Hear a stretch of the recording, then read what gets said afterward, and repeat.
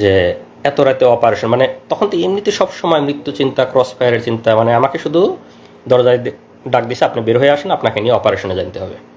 তখন আমি পুরাপুরি শিওর যে ভাই মানে মনে হচ্ছে যে আমাকে ক্রস ফায়ারের দেওয়ার জন্য এটা অপারেশন, র্যাবের অপারেশন এত রাতে আর কি হবে। তখন রাত 4টে 4:30 বাজে, আমি বুঝতেছি ফজরের সময় হয়ে যাচ্ছে। তখন আমি ওদেরকে বললাম, মানে ওই সময় তো চিল্লা চেঁচামেচি করেও কোনো লাভ নাই, মানে কেউ তো শোনার নাই। তো সামনে যারা গার্ড দেয়, তখন আমার যখন ঘুমের রুমে দিছে, রুমের মধ্যে রাখছে, তখন আমার চোখ খুলে দিছে। তো চোখ খুলে দেওয়ার পরে সামনে মানে রডের দরজা, আর সামনে আর একটা সলিড দরজা থাকে। তো রডের দরজা লাগাই দিলে সামনে যারা নিরাপত্তা কর্মী থাকে তাদের দেখা যায়। আর এটা হলো মহিউদ্দিন ফারুকী, এটা হলো মহিউদ্দিন ফারুকীর ছবি। আমরা জাস্ট ছবিটা আপনাদেরকে দেখাচ্ছি, আমি পরবর্তীতে আমার কমেন্টে দিয়ে দেবো বিস্তারিত। এইটা হলো সেই মহিউদ্দিন ফারুকী।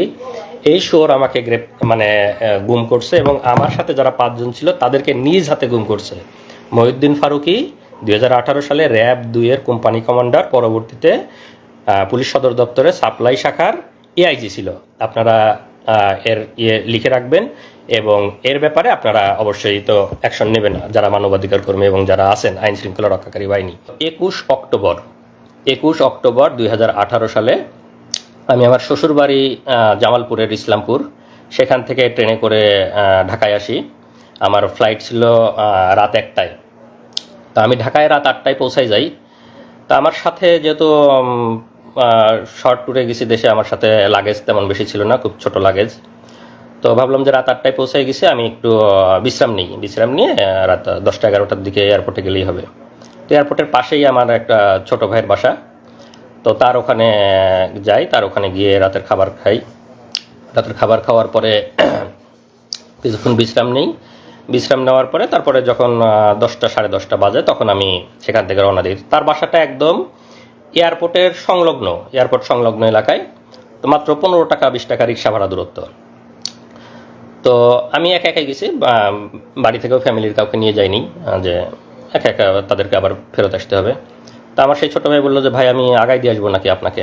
আমি বললাম থাক, এত রাতে দরকার নাই, তুমি থাকো, আমি একাই যেতে পারবো, কাছে তো আর ভারী লাগেজ নেই। তো আমি লাগেজ নিয়ে, যেহেতু একদম এয়ারপোর্ট সংলগ্ন, আমি রিক্সা নিয়ে এয়ারপোর্টের দিক যাই। তো আপনারা জানেন যে যারা বিদেশে থাকে, যখন দেশে যাতায়াত করে, অনেকেই অনেক কিছু দেয়, প্রয়োজনীয় ডকুমেন্ট, অনেক সময় জরুরি মেডিসিন, অনেকের অনেক কিছু দিতে হয়। তো আমাকেও স্বাভাবিকভাবে 2-1 জন বলছে যে ভাই যাওয়ার সময় আমার এরকম একজন একটা ডকুমেন্ট দিবে, একজন বই দিবে, কিছু ওষুধ নিয়ে আসতে বলছে। তো তারা এয়ারপোর্টে ওয়েট করতেছে আমার জন্য, যে আমি গেলে ওখান থেকে দিয়ে দিবে। তো আমি সেই ছোটো ভাইয়ের বাসার থেকে বের হয়ে শুধু আমার ওয়াইফকে ফোন দিছি যে আমি খাওয়া দাওয়া করছি, তো রাত অনেক হয়ে গেছে, সে গ্রামে থাকে ইসলামপুরে, তো তোমরা রাত জাগো না, তোমরা ঘুমাই পড়ো, আমি পৌঁছাই তোমাকে ফোন দিব ইনশাল্লাহ। এই বললে আমি আমার বন্ধুর বাসা থেকে রিক্সা নিয়ে আসছি, যেহেতু বললাম যে আমার ছোট লাগেজ, বন্ধু আসতে চাইছে, ছোটো ভাই বন্ধু। আমি তাকে বলছি যে এত রাতে আসার দরকার নেই, তোমার আবার কষ্ট করে ব্যাক আসতে হবে, আমি একাই আসছি।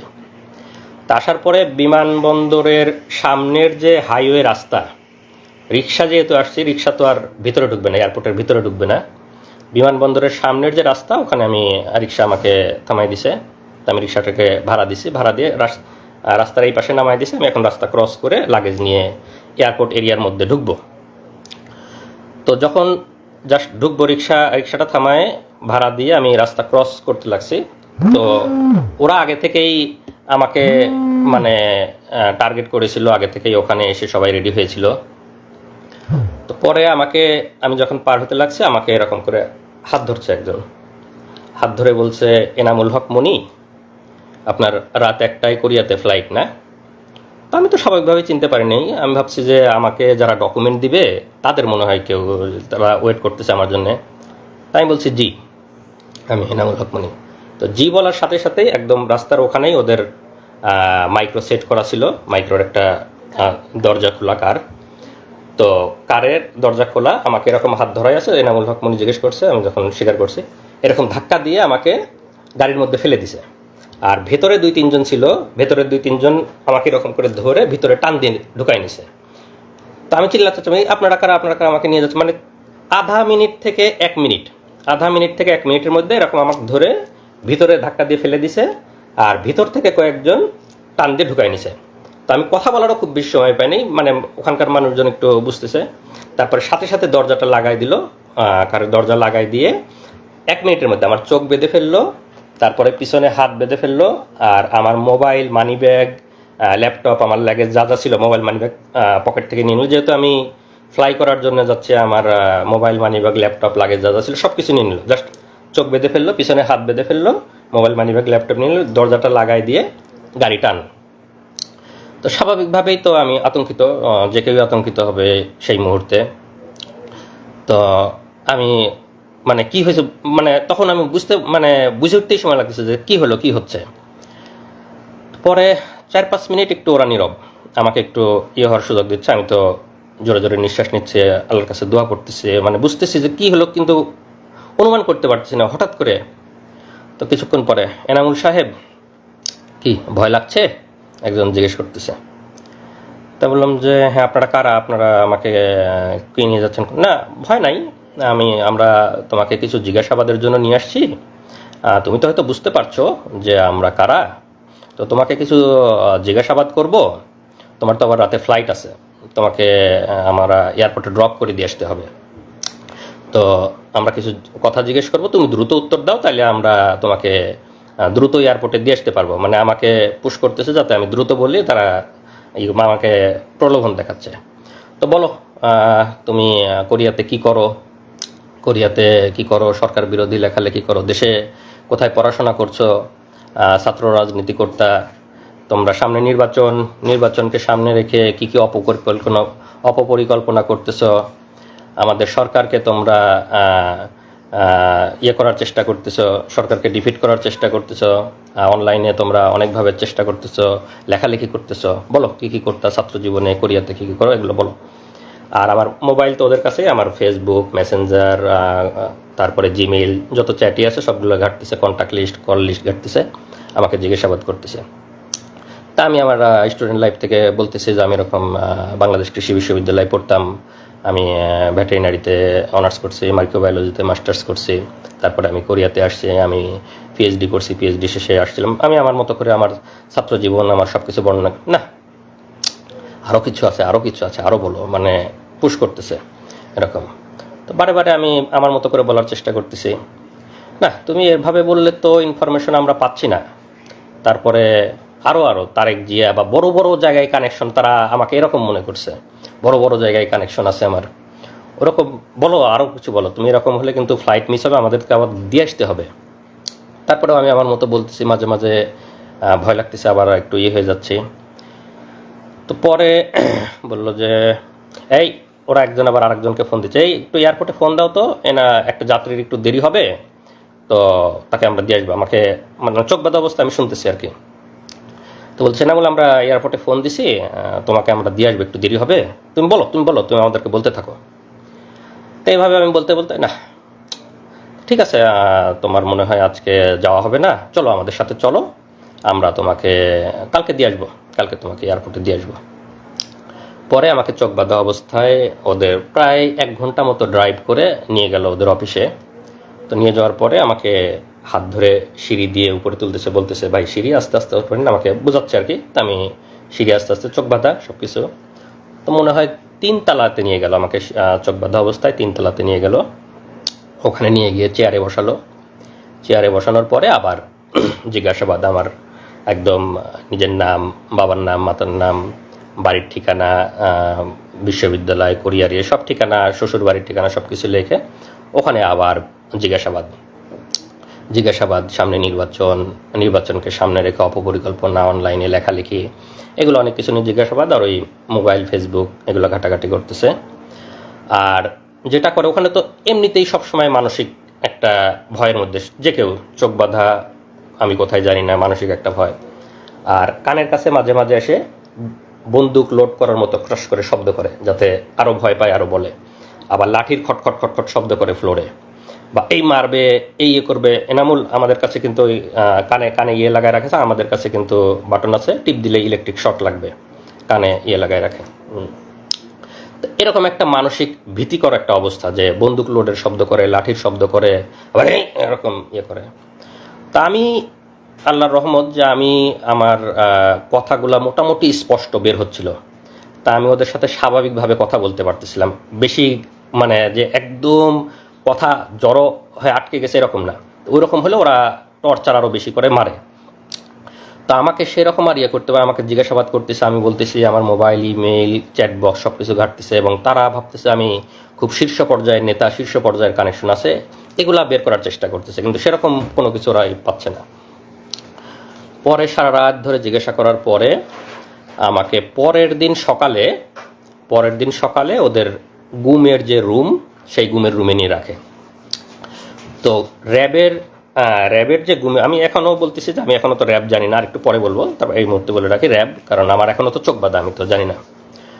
তো গুমের রুমে যখন রাখলো, তো তখন ওখানে গিয়ে দেখি যে ওখানে আরও কয়েকজন বিভিন্ন জায়গা থেকে ওরা তুলে নিয়ে আসছে, গুম করে নিয়ে আসছে, তাদেরকেও রাখছে। তো আমাকে আর একজনের সাথে রাখলো, আমরা দুইজন এক রুমে। তো সাধারণত ওরা একজনকে এক রুমে রাখে, আমাকে আর একজনের সাথে রাখলো।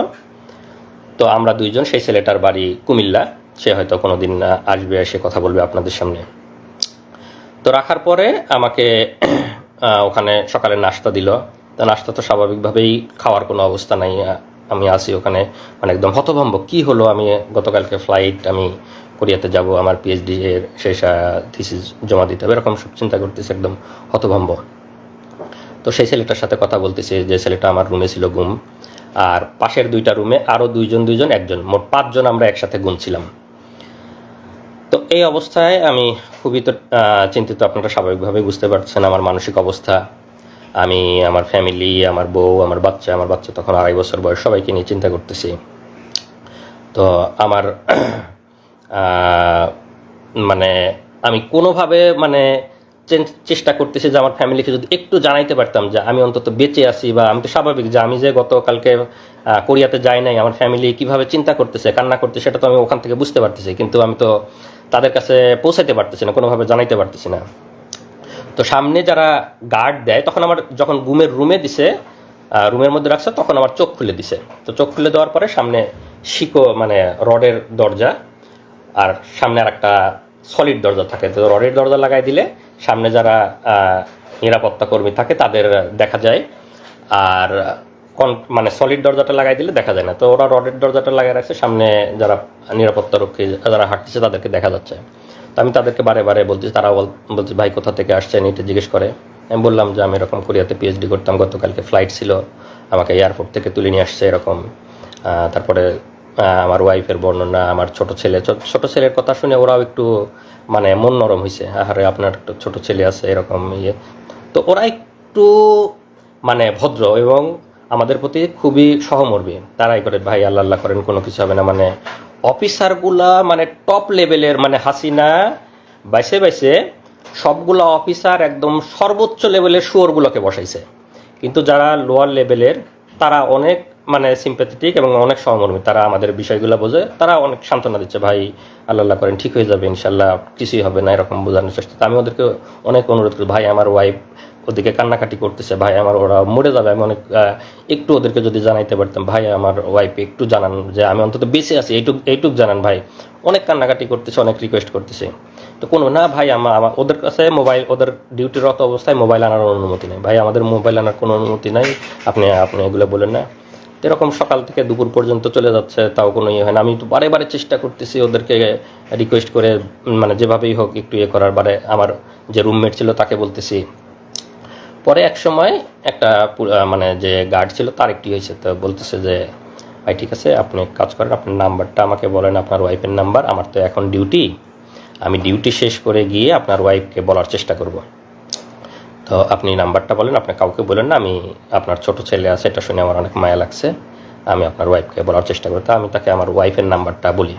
তো সে একটু ওয়াইফের নাম্বারটা কোথাও লিখে নেয় যে আমি ডিউটি শেষ করে গিয়ে চেষ্টা করবো আপনার ওয়াইফকে। আমি অনেক কান্নাকাটি করছে, অনেক রিকোয়েস্ট করছে। তো এই পর্যায়ে আমাকে ওইখানে মানে গুমের যে রুম ওখানে রেখে দেয়, ওই অবস্থায় থাকি। আমাকে ওখানে 3 বেলা খাবার টাবার দেওয়া শুরু করে। তো ওরা খাবারটা স্বাভাবিক খাবার দেয়, ওদের যে অফিসার্স মেসে যে রান্নাগুলো হয় সেই রান্নাগুলা প্রতি বেলায় এসে আমাদেরকে খাবারগুলো দিয়ে যায়, স্বাভাবিক খাবার, ভালো খাবার, অফিসার্স মেসে যে রান্না হয় সেগুলোই দিয়ে যায়। তো সকাল দুপুর রাত ওভাবে খাবার দিতে থাকলো, আমাকে গুমের রুমে ওভাবে রেখে দিল। তো এই পর্যন্ত আমার অধ্যায়ের একটু বিরতি, এরপরে আমার আরও বর্ণনা শুরু হবে। তো এই অবস্থায় তো আমার ওয়াইফরা ওদিকে কান্নাকাটি করতেছে, ওরা ওদিকে আমাকে খোঁজাখুঁজি করতেছে, ওদের কি অবস্থা আমার ওয়াইফের কাছে আপনারা এই পর্যায়ে একটু শুনুন, তারপরে আবার আমি বলবো। আসুন। আসসালামু আলাইকুম, আমি নাজনীন সুলতানা নিপা, এনামুল হক মনির ওয়াইফ। আসলে সেই দিনগুলো তো ভোলার মতো না। এখন হয়তো বর্ণনা করতে পারবো, কিন্তু সেই সময়টা কোনোভাবেই বোঝাতে পারবো না আপনাদেরকে। তো আমার হাজব্যান্ডের সাথে আমার লাস্ট কথা হলো 9:30টার দিকে, 9:23 আমার সাথে লাস্ট কথা হয়েছে। ও আমাকে বলছে যে ঘুমিয়ে পড়ো, আমি এয়ারপোর্টে কাজ শেষ করে তোমাকে কল দিব। তারপর আমি বাবুকে নিয়ে ঘুমিয়ে পড়লাম। রাত যখন 12টা বাজে আমার হুট করে ঘুম ভেঙে গেল। আসলে কেউ জার্নি করলে, পরিবারের কেউ জার্নি করলে তো ওরকম গভীর ঘুম হয় না। তো 12টার সময় আমার ঘুম ভেঙে গেল। আমি তখন মোবাইলটা নিয়ে তাকে কল দিলাম। তো তার মোবাইলে রিং হচ্ছে, কিন্তু কল রিসিভ করছে না। আবার আমি মেসেজ দিয়েছি যে ফ্রি হলে আমাকে কল দিও। তখন 12টা বাজে, তার ফ্লাইট ছিল 1:05-এ। তো আমি যখন মেসেজ দিচ্ছি, মেসেজ সিন হচ্ছে, কল রিং হচ্ছে, কিন্তু কলও ধরছে না, মেসেজে রিপ্লাইও দিচ্ছে না। তখন আমার কাছে খুব ইয়ে লাগলো যে মনে হয় ব্যস্ত আছে, হয়তো এয়ারপোর্টের কোনো ঝামেলা বা বিজি আছে এরকম। আমি অপেক্ষা করছি তারপর ওখান থেকে মেসেজ বা কল আসবে, কিন্তু আসছে না। তো যখন রাত 1টা পার হয়ে যাচ্ছে, তখন আমার ভিতরে কি ব্যাপার, কেন এরকম হচ্ছে, ও তো আমাকে জানানোর কথা। তো তখন আমার মনে হলো যে হয়তো মোবাইল হারিয়ে ফেলছে বা মোবাইল বা ল্যাপটপ হারিয়ে ফেলছে। কিন্তু আমার বারবার খালি একা একা, আমি কিন্তু রাতে আমার বাবুর সাথে একা ঘুমিয়েছি, আমার বাবা মা অন্য রুমে। তাই মধ্যরাতে তো আমি কাউকে কিছু বলতে পারছি না। তখন আমি খালি বারবার আল্লাহ আল্লাহ করছি যে আল্লাহ কি হলো, যদি মোবাইল হারিয়ে যায় তাহলে তো এয়ারপোর্ট থেকে অন্য কারো ফোন থেকে আমাকে একবার জানাবে সে, এটা আমি শিওর যে সে আমাকে জানাবে, কারণ আমি টেনশন করব। কিন্তু না, আমি অপেক্ষা করছি। রাত 1টা 2টা বেজে যাচ্ছে, কোনো মেসেজ নেই, কল নেই। রাত 1টার পরেও যখন তার ফ্লাইট ছিল, ফ্লাই করার সময়, তারপরেও আমি মেসেজ দিচ্ছি, কিন্তু মেসেজ সিন হচ্ছে, রিপ্লাই দিচ্ছে না। হ্যাঁ, তো আমার কাছে তখন থেকেই আমার খুব অস্থির লাগতেছে যে কিছু একটা হয়েছে, আমি শিওর। হয়তো মোবাইল হারাইছে বা কিডন্যাপ কিছু একটা হয়েছে। আমাদের বাংলাদেশে তো এসব খুব কমন। তারপরে সারা রাত কেটে গেল ওইভাবে। আমি ফজরের নামাজ পড়ে যে ভাইয়ের বাসায় গিয়েছিল, ছোট ভাইয়ের বাসায়, তাকে কল দিলাম, দিয়ে বললাম যে ভাইয়া, আমি তো ওর সাথে যোগাযোগ করতে পারছি না, আপনার সাথে লাস্ট কি কথা হয়েছে বা আপনি কি যোগাযোগ করেছিলেন তার সাথে? তখন সেই ভাই বলল যে না আপু, আমি তো ভাইকে রিক্সায় উঠাই দিছি, আমি তার সাথে যেতে চাইছিলাম, কিন্তু ভাই আমাকে না করলো। তো আমিও রাত্রিবেলা ফোন দিছি কয়েকবার, কিন্তু কথা হয় নাই। তারপরে তার কাছ থেকে শুনে আমার আরও ভয় লাগা শুরু হয়ে গেল। তখন আমি আমার যা, বাংলাদেশ কৃষি বিশ্ববিদ্যালয়ের প্রফেসর ডক্টর মার্জিয়া রহমান, তাকে কল দিলাম, ভাবিকে কল দিয়ে বললাম যে ভাবি, এরকম রাতে কোনো যোগাযোগ হয়নি, সকালবেলাও কোনো পাচ্ছি না। তো সকালবেলা আর ভাবি প্রথমে বলতেছে আমাকে যে ও তো খুব মন ভোলা, মনে হয় ফোন টোন হারিয়ে গেছে, তুমি চিন্তা করো না, ও ল্যান্ড করে কল দিবে ইনশাল্লাহ। তো তারপরেও আমার মনের মধ্যে তো ধুকপুকুনি যায় না। আমি সেই ভাইয়ের বাসা যেহেতু এয়ারপোর্টের একদম সামনে, আমি ওনাকে রিকোয়েস্ট করলাম যে ভাই, আপনি একটু এয়ারপোর্টে যেয়ে আমার হাজব্যান্ডের পাসপোর্টের ছবি ছিল আমার কাছে, যেহেতু আমিও কোরিয়াতে যাওয়া আসা করতাম, তো তার ডকুমেন্ট আমার কাছে ছিল। তখন আমি ওই ভাইকে তার পাসপোর্টের ছবি দিলাম যে এই নাম্বারের পাসপোর্ট হোল্ডার ঢুকেছে কিনা এয়ারপোর্টে, একটু খোঁজ নেবেন। তো সেই ভাই তখন সকাল 7টার সময় এয়ারপোর্টে যায়, সেই নাম্বার দিয়ে খোঁজ নেয়, এবং তারা বলে যে না, এই লোক এয়ারপোর্টে ঢোকে নাই। তখন সকাল 7টা বাজে। তখন হলো আমি আমার ভাবিকে আবার কল দিয়ে বললাম, ভাবি এই অবস্থা, ও তো এয়ারপোর্টে ঢোকে নাই, আমি এরকম নিউজ পেলাম। তখন ভাবি বললো ঠিক আছে, তুমি ছবিটা পাঠাও পাসপোর্টের, আমিও খোঁজ নিচ্ছি, আমার অনেক স্টুডেন্ট আছে ওখানে। তারপর ভাবিও খোঁজ নিল এবং ভাবিও সেম উত্তর পেল। তারপর সবার টেনশন শুরু হয়ে গেল, তাহলে কোথায় গেল, কি হলো? তখন ভাইয়া ভাবি আমি প্রথম জানাইছি আমাদের পরিবারে, আমার ভাসুর এবং যাকে, বাকিরা তো টেনশন করবে। তখন ভাইয়া ভাবি তাদের মতো করে খোঁজ নিতে লাগলো, এবং এরপরেও কোনো খোঁজ নাই। এদিকে আমি বারবার শুধু ফোন টিপতেছি, আমার বাচ্চা খাচ্ছে না, আমার স্কুলে যাওয়ার সময় হয়েছে, আমি কোনো টাইম কয়টা বাজে আমি কিছুই জানি না। আমার মা হঠাৎ করে এসে বলতেছে স্কুলে যাবে না, এখনো তো খাইলে না, কখন যাবা? তখন আমি ঘড়ি দেখি যে 9:30 বাজে। ঠিক আছে, তো পরে আমি তখন প্রথম আমার মাকে বললাম যে আমি তো সাফওয়ানের আব্বুর সাথে কোনো প্রাইমারি স্কুলে চাকরি করতো। যোগাযোগ করতে পারছি না। আমি প্রাইমারি স্কুলে জব করতাম, আমার নিজের স্কুল, আমার এলাকার। তো তখন আমার আম্মা শুনে তো মানে তখনই চিৎকার করে একদম কান্নাকাটি শুরু করে দিছে। এবং আস্তে আস্তে আমরা, আমার অন্যান্য ভাসুর, আমার ভাইয়েরা যারা ঢাকায় থাকে, আমার কাজিনরা এবং আমার হাজবেন্ডের যে ফ্রেন্ডগুলোর সাথে আমার মানে যোগাযোগ করা, কি 2-1 জনের সাথে যোগাযোগ করলাম, সবাইকে তখন জানালাম যে তাকে খুঁজে পাওয়া যাচ্ছে না, তার সাথে কোনো যোগাযোগ হচ্ছে না। এবং কোরিয়াতে যারা যে ইউনিভার্সিটিতে উনি পিএইচডি করেছেন তাদেরকেও জানালাম। তখন তারাও এদিকে খোঁজ নিল। আমার হাজবেন্ডের কোরিয়াতে ল্যান্ড করার কথা ছিল সকাল 11টায়, মানে কোরিয়ান টাইম 11টায়, বাংলাদেশ টাইম হচ্ছে সকাল 8টায়। তো আমি যখন সকাল 8টা পার হয়ে গেল, সে ল্যান্ড করে নাই, এই খোঁজ পেলাম। এদিক কোরিয়া থেকেও মানে এয়ারপোর্টে খোঁজ নিচ্ছে তারা যে এরকম পাসপোর্ট হোল্ডার কেউ ল্যান্ড করছে কিনা, না, তারাও মানে নেগেটিভ অ্যান্সার পারলো। এবং তারপর থেকে আমরা পুরোপুরি ধরে নিলাম সে মিসিং হয়েছে, কোনোভাবে কিডন্যাপ অথবা মলম পার্টি এই টাইপের কিছু একটা হবে। আমরা কখনোই কল্পনা করি নাই যে এটা রাজনৈতিক কিছু বা মামলা মোকদ্দমা মানে এই টাইপের কিছু হবে, গুম টাইপের, আমরা কখনোই ভাবিনি। তারপরে সকাল তো পার হয়ে দুপুর হয়ে গেল। আমার ভাসুর ময়মনসিংহ থেকে, আমার ভাসুর প্রফেসর মাহমুদুল আলম, তিনি হচ্ছে ঢাকায় গেলেন। আমার কাজিনরা, তার ফ্রেন্ডরা সবাই যে যার মতো করে হসপিটালে, থানা, রেলওয়ে স্টেশনে, যেখানে যেখানে খোঁজা দরকার, এয়ারপোর্টের সামনে প্রত্যেকটা দোকানে দোকানে জিজ্ঞেস করেছে, ছবি দেখিয়ে জিজ্ঞেস করেছে যে এনাকে দেখছে কিনা। মানে তখন আমাদের অবস্থা এমন যে কোনো একটা অ্যাক্সিডেন্ট হয়েছে বা কিডন্যাপ কিছু একটা হয়েছে, এরকম কোনো ধরনের ক্লু, কোনো মেসেজ, কোনো কল কিছুই পাইনি আমরা। তারপর সারাটা দিন এভাবে চলে গেল এবং বারবার টিভিতে নিউজ মানে দেখতেছি যে কোনো অজ্ঞাত লাশের খবর আসতেছে কিনা, এই টাইপের মনের মধ্যে কত চিন্তা আসতেছে বলার মতো না। তারপরে যাই হোক সারা দিন চলে গেল, কোনো খোঁজ পেলাম না। রাত পার হয়ে গেল, 22 তারিখ দিবাগত রাত, মানে রাত যখন 12টা বাজে, মানে 23 তারিখ শুরু হলো, রাত 12টার সময় আমার হাজবেন্ডের নাম্বার থেকে আমার মোবাইলে কল আসলো। আমার মোবাইলটা যেহেতু ওরা নিয়ে নিছে, আমাকে যখন কিডন্যাপ করছে, গুম করছে, তখনই তো আমার মোবাইল ল্যাপটপ নিয়ে নিছে। আমার মোবাইল তো ওদের কাছে, আমার মোবাইল থেকে ওকে কল দিছে। হ্যাঁ, আমাকে কল দেওয়ার পরে মানে তারা বলতেছে যে আপনি কি এনামুল হক মনির ওয়াইফ? আমি বললাম যে হ্যাঁ, আমরা তো তাকে খুঁজে পাচ্ছি না, এই নাম্বার আপনি কোথায় পেলেন, এই ফোন কোথায় পেলেন? তখন সেই পুলিশ, মানে আমরা তো জানতাম না পুলিশ, মানে ওপর পাশ থেকে আমাকে বলছে যে বুঝতেই তো পারছেন আমরা, মানে ও আমাদের কাছে আছে, আমরা হচ্ছে মানে ওকে কিডন্যাপ করেছি, তো আমি যেভাবে বলবো আপনি সেভাবে কাজ করেন, তাহলে আমরা ওকে ভালো মানে ছেড়ে দিব, তার কোনো ক্ষতি হবে না, কিছু হবে না।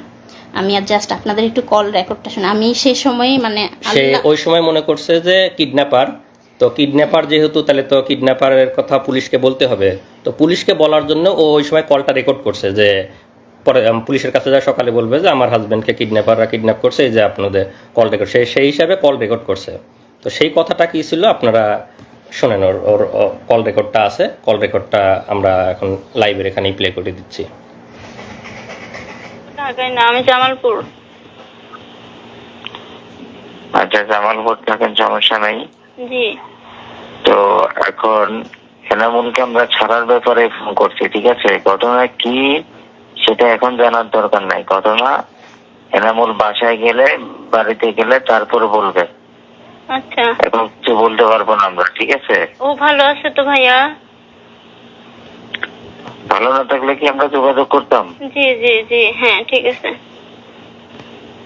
আমি একটু কথা বলতে চাই ভাইয়া, একটু খালি মোর মুখটা খালি শুন ভাইয়া, আমি মরে যাচ্ছি একদম, একটু কথা বলতে দিবেন ভাই? আপনি কি যোগাযোগ করছি দেখে কি এত যোগাযোগ না করলে ভালো হইতো মনে হয় না? আচ্ছা আচ্ছা, না ঠিক আছে, আপনি যা বলবেন তাই শুনবো, আপনি বলেন। সুস্থভাবে কথা বলেন, আপনাকে বলছি না সব থেকে কথা বলেন, কোনো উচ্ছৃঙ্খলের কোনো কিছু দরকার নাই। জি আচ্ছা ঠিক আছে ভাইয়া। এখন কথা হচ্ছে, আপনি আপনার ভাই ব্রাদার, ওনার ভাই ব্রাদার কাউকে কিছু বলতে পারবেন না, যেহেতু আপনি কথা বলছেন। হ্যাঁ। আমরা সবার সাথে কথা বলতে পারবো না, কথা একজনের সাথে বলবো। জি। আর আপনি কাউকে কিছু বলার দরকার নাই যদি এনামুলকে পাওয়ার ইচ্ছা থাকে, আচ্ছা বলবো না আমি কাউকে। কারণ কে কোন দিক দিয়ে কি সমস্যা করে সেটা বলা যায় না, ঠিক আছে? জি বলবো না ভাইয়া। এখন আপনাদের দরকার এনামুলকে সুস্থভাবে পাওয়ার, আমরা বুঝি এটা। জি তো সুস্থভাবে পাইতে হলে আমরা যেভাবে বলবো সেভাবে করতে হবে। আচ্ছা বলেন। তো আমাদের 1.5 লক্ষ টাকা দিতে হবে। 1.5 লক্ষ টাকা কখন দিব ভাইয়া? এখন দিবেন? এখন? এত রাতে ব্যাংকে তো টাকা হ্যাঁ। ভাইয়া। আচ্ছা আমি টাকার ব্যবস্থা করব। হ্যাঁ আমি আপনার টাকা ব্যাংকে? জি ব্যাংকে। আমি তো কেন কোন দোকানদার পরিচিত নাই? এই যে মোবাইলের অ্যাকাউন্টের দোকানদার আছে, জি ওই জন্য কেউ পরিচিত নাই? খোঁজ নিলে পরিচিত মানে হয়তো পাবো, কিন্তু আমি তো মেয়ে মানুষ, এটা তো আমার মানে একজনকে হলেও জানাতে হবে ভাই। না, আপনাকে কেউ যদি বিদেশ থেকে টাকা পয়সা পাঠায় তো কিভাবে তোলেন? মোবাইল অ্যাকাউন্টে তোলেন না? বিদেশ থেকে তো পাঠায় না আমার হাজবেন্ড, তো মানে আমি তো প্রাইমারি স্কুলে চাকরি করি, আমার টাকা দিয়ে আমি চলি, বুঝছেন? তো টাকা পাঠায় না। তারপরে তো এটা এখন তো আর আগের মতো দুনিয়াদারি নাই, ঠিক আছে? জি আমি যেভাবে হোক পাঠাই দিব ভাই, এখনই আজকেই পাঠাই দিব ইনশাল্লাহ। আপনি দেখেন, চেষ্টা করেন, যদি পাঠাতে পারেন আমরা রাতের মধ্যে ছেড়ে দিব। আচ্ছা আর যদি আপনার কথা হলো আপনার যত দেরি হবে আমাদেরও দেরি হবে। না আমরা পাঠাই দিব ভাই রাতের আর মধ্যে। যদি কাউকে কিছু বলেন, কারোর সাথে পরামর্শ করেন, সবাই কিন্তু পরামর্শ নেগেটিভ দিবে, কেউ কিন্তু না সুস্থভাবে আমি একজনকে জানাই, আমার একটা ভাই আছে, আমি আমার ভাই ইসলামপুরে থাকে, আপনি কথা বলছেন মনে হয় তার সাথে, আমি ওনাকে জানাই, উনি টাকার ব্যবস্থা করে দিবে। ওনার পরিচিত বিকাশের লোক আছে। ইসলামপুরে কে থাকে? আমার বড় বোনের জামাই, আমার দুলাভাই। ওনাকে বলেন না হয় আমার রবি নাম্বারে ফোন করতে। আচ্ছা অথবা আপনি ওনার সাথে কথা বলে আমাকে ফোন করেন, রবি নাম্বারে করেন, ওর মোবাইল এখন বন্ধ করে দিব। আচ্ছা ঠিক ওর আছে। মোবাইল সহ একেবারে ওকে গাড়িতে তোলার পরে ওকে মোবাইল দেওয়া হবে। আচ্ছা ভাই আমরা টাকা পাঠিয়ে দেবো, কোনো সমস্যা নাই। হ্যাঁ টাকা পাঠিয়ে আরে ভাই আমরা যেটা চাইতেছি সেটা দিলে আর আপনাদের সাথে কোনো বেইমানি কেন করবো? কোনো দরকার আছে? জি জি ভাইয়া আমি পাঠিয়ে দেবো টাকা, রাতেই পাঠাবো। ঠিক আছে জি রাখেন, আপনি আপনার লোককে বলেন বা আপনি কথা বলেন, ওই রবি নাম্বার ফোন দেন, আপনি আপনার লোকের সাথে কথা বলেন। আচ্ছা আচ্ছা ঠিক আছে। ঠিক আছে আচ্ছা রাখেন। আল্লাহ তাড়াতাড়ি বলো। তা আমি তো ঘুমের রুমেই আছি এখনো, ওদের সাথে এখনো এগুলা হচ্ছে। তারপরে বলো। তারপর আমি বললাম যে আমাকে বললো যত দ্রুত আমি টাকা পাঠাবো তত তাড়াতাড়ি তাকে ছেড়ে দিবে, এবং গাড়ি রেডি আছে, জাস্ট টাকাটা পেলে তাকে ছেড়ে দিবে। আমি সকাল মানে 6টার সময় ওনারা আমাকে 4-5টা নাম্বার, ডাচ বাংলা বিকাশ মিলিয়ে প্রায় 4-5টা নাম্বার দিল। সবগুলোতে আমি হচ্ছে সকাল 6টা থেকে 9টা এর মধ্যে আমি 1 লক্ষ টাকা পাঠাই। ঠিক আছে, যেহেতু শুক্রবার ছিল আর আমি অনেক রিকোয়েস্ট করছিলাম যে আমাদের কাছে এত বেশি টাকা নাই, আপাতত 1 লাখ, মানে আর শুক্রবার তো বিকাশ থেকে বেশি পাঠাতে পারছি না। এখানে আমি একটু অ্যাড করে দেই, ওরা যখন আমাকে জিজ্ঞাসাবাদ করতেছিল তখন আমার ফিনান্সিয়াল অবস্থা বোঝার চেষ্টা করতেছিল, মানে এটা ওদের গুম, কিডন্যাপ, ক্রসফায়ার, র্যাবের বিজনেস, র্যাব ডিবির বিজনেস। ওরা গুম করে নিয়ে গিয়ে ফিনান্সিয়াল অবস্থা বুঝে, আর্থিক অবস্থা বুঝে মানে ক্রসফায়ার দিবে না বা মেরে ফেলবে না, এই বিনিময়ে ফ্যামিলির অবস্থা বুঝে যার কাছে যত পারে মানে টাকা পয়সা মানে বিজনেস করে নেয়।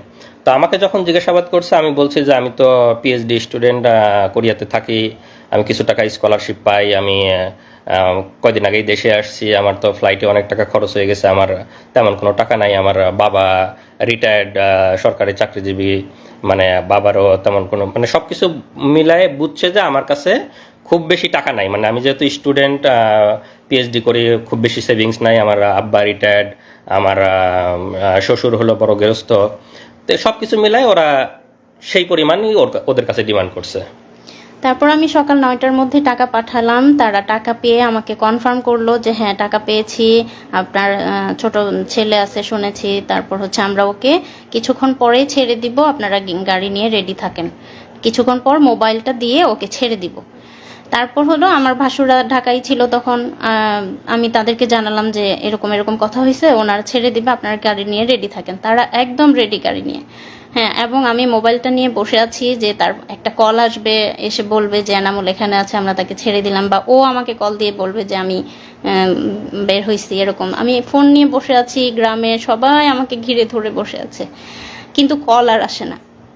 সবাই মানে ওয়েট করছি আমরা, এদিকে আমার ভাসুররা ওয়েট করছে, কোনো কল আসে না। একদম 9টা 10টা 11টা বেজে গেল, কোনো কল আসলো না। তখন আমরা বুঝে গেলাম যে এটা মানে আমাদের সাথে ধোঁকা দিয়েছে। তারপর যে নাম্বারগুলোতে টাকা পাঠালাম সবগুলো নাম্বার বন্ধ, যে নাম্বারে কথা বলেছি ফোনে সেটাও বন্ধ, এবং আমরা সেই নাম্বারগুলো ট্র্যাক করার চেষ্টা করেছি। নাম্বারের কোনো মানে ঠিকানা বা আইডি কার্ড যে রেজিস্ট্রেশন করা হয়েছে যে নাম দিয়ে, সেগুলো আমরা খোঁজার চেষ্টা করেছি। সেই কোনো নাম্বারে কোনো রেজিস্ট্রেশন ছিল না সেই সিমগুলোতে। তো তারপর যাই হোক, দুপুর পর্যন্ত এরকম হলো। তখন পর্যন্ত আমরা তো মানে কিডন্যাপার হিসেবেই চিন্তা করেছিলাম।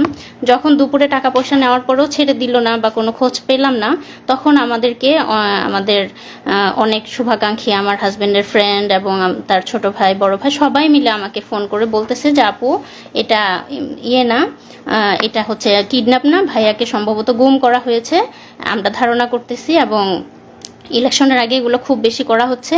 আর হচ্ছে এই মুহূর্তে আমাদের যত বেশি মানে ভাইরাল বা মিডিয়াতে প্রচার করব তত বেশি মানে ভাইয়ের জন্য ভালো, না হলে খারাপ কিছু হয়ে যেতে পারে।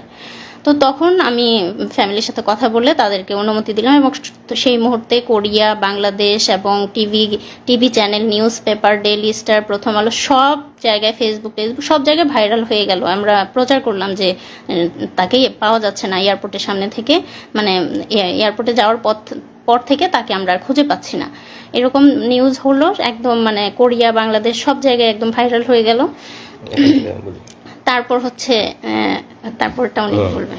সে সময় আসলে অনেক পত্রিকা, টিভি মিডিয়া, যেহেতু আমি বিশ্ববিদ্যালয়ে পড়তাম, আমার বন্ধু, বড় ভাই, ছোট ভাই অনেকে সাংবাদিক ছিল, কোরিয়াতে অনেক সাংবাদিক বন্ধু ছিল। তো সবাই মানে যার যার অবস্থান থেকে চেষ্টা করে, সবাই নিউজ করে, অনেকটা ভাইরাল মতো হয়ে যায় সেই 2018 সালে, যাদের মনে আছে।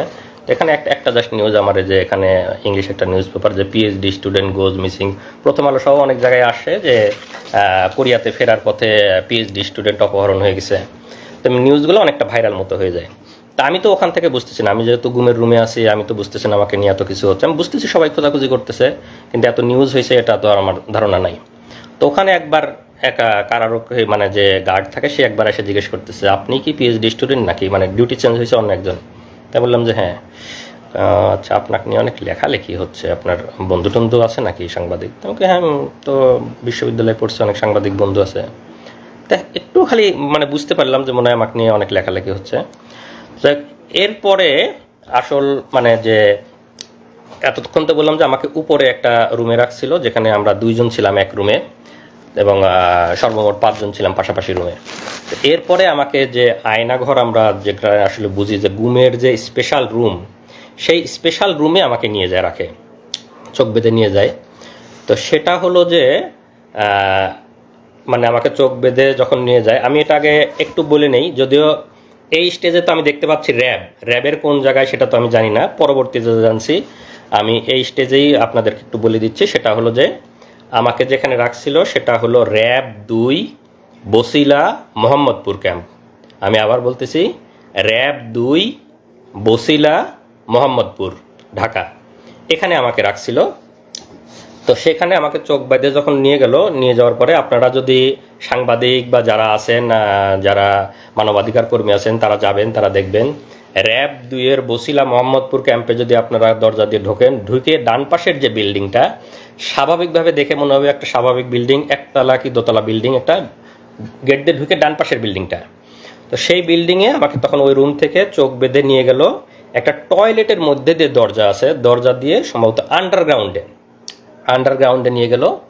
সেখানে একদম সিঙ্গেল গুমের রুম করা আছে, এখানে বিভিন্ন যাদেরকে গুম করে নিয়ে আসে সেখানে রাখা, আমাকে সেই একটা রুমে রাখলো। তো সেই রুমটার বর্ণনা এরকম যে আমরা যদি বাংলাদেশের একটা টয়লেট মতো চিন্তা করি, লো কমোড টয়লেট, যেগুলো আমরা স্বাভাবিকভাবে ইউজ করতাম, হাই কমোড টয়লেট না। তো ওই রুমের মধ্যে একটা ছোট্ট টয়লেট আছে, একটা ট্যাপ, একটা বদনা। তার মানে আপনার টয়লেট বা প্রস্রাব করার জন্য বাইরে যেতে হচ্ছে না, ওখানে টয়লেট করা যাবে।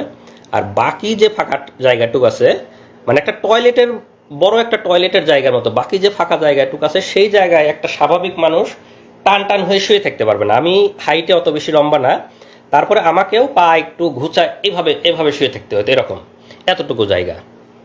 আর সামনে যে দরজাটা একদম সলিড, এই দরজাটার মানে রডের শিক নাই, দরজাটা একদম সলিড, দরজার মানে হেড বরাবর একটা গোল ছিদ্র করা।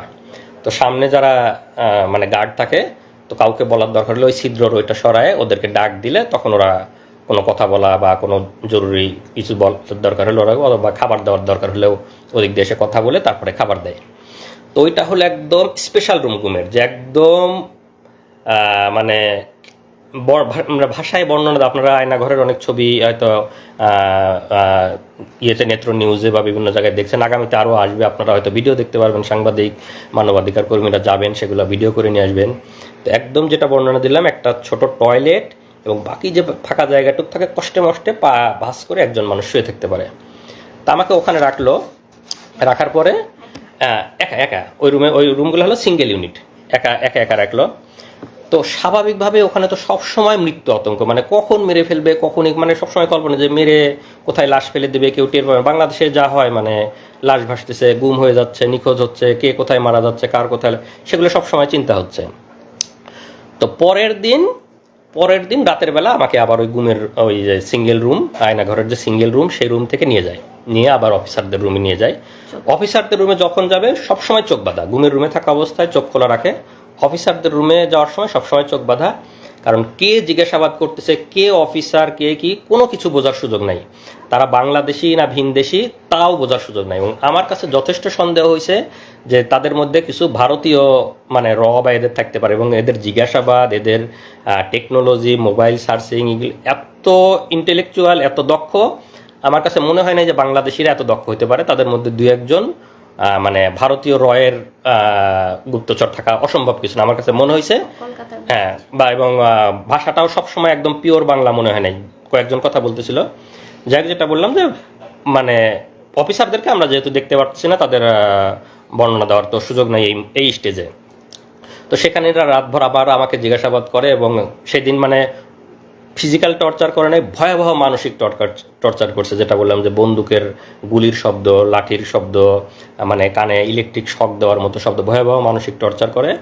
এবং আমাকে প্রায় হয়তো আনুমানিক রাত 12টার দিকে আবার এনে গুমের রুমে রেখে দেয়। তো সেই দিন আমি মানে মোটামুটি এমনিতে অনেক আতঙ্ক ভয়, সেদিন মনে হলো যে আজকে মনে হয় খারাপ কিছু করতে পারবো। ওদের জিজ্ঞাসাবাদের ধরন বা সব কিছু মিলায় খুব মানে ভীতিকর একটা অবস্থা। তো এসে কোনো মতো শুয়ে আছে, ঘুমাই না, ঘুম তো আসার কোনো সুযোগই নাই ওখানে। তো যে অবস্থা, হয়তো ক্লান্ত হয়ে গেলে চোখটা একটু বুঝে আসে। তা আমাকে শেষ রাতের দিকে, রাত 4:30 বাজে, তখন আবার এসে দরজায় মানে র্যাবের একজন নক করছে, ভাই আপনি আসেন, আপনাকে নিয়ে দ্রুত অপারেশনে যাইতে হবে।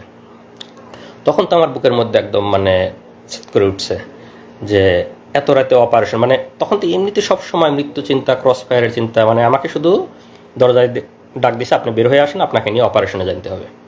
তখন আমি পুরাপুরি শিওর যে ভাই মানে মনে হচ্ছে যে আমাকে ক্রস ফায়ারের দেওয়ার জন্য অপারেশন, র্যাবের অপারেশন এত রাতে আর কি হবে। তখন রাত 4টে 4:30 বাজে, আমি বুঝতেছি ফজরের সময় হয়ে যাচ্ছে। তখন আমি ওদেরকে বললাম, মানে ওই সময় তো চিল্লা চেঁচামেচি করেও কোনো লাভ নাই, মানে কেউ তো শোনার নাই। তখন আমি ওদেরকে বললাম যে ভাই একটু দেরি করেন, এখনই তো মানে আজান হয়ে যাবে, আমি ফজরের নামাজটা পড়ে নিই, আমি নামাজটা পড়ে বের হই। জীবনের মানে আমি একদম পুরাপুরি শিওর। আমি এখন হয়তো বলতে বলতে আমাদের অশ্রু শুকাই গেছে, মানে প্রথম যখন বলতাম আমি কান্নাকাটি করতাম আমার ওয়াইফের কাছে, সবার কাছে যখন বর্ণনা করছি, এখন বলতে বলতে মানে আমার অশ্রু শুকাই গেছে, হয়তো বা সেই এক্সপ্রেশনটা আসতেছে না যে মানে প্রথম দিকের আমার কি অবস্থা ছিল। আমি শতভাগ শিওর যে আমাকে ক্রস ফায়ারের জন্য নিয়ে যাচ্ছে, শুধু বলছে যে আপনি বের হন, আপনাকে নিয়ে অপারেশনে যেতে হবে। তা আমি ওদেরকে বললাম যে ভাই আমাকে একটু সময় দেন, আমি নামাজটা পড়ে বের হই, জীবনের শেষ নামাজ, আমি পড়ে বের হই।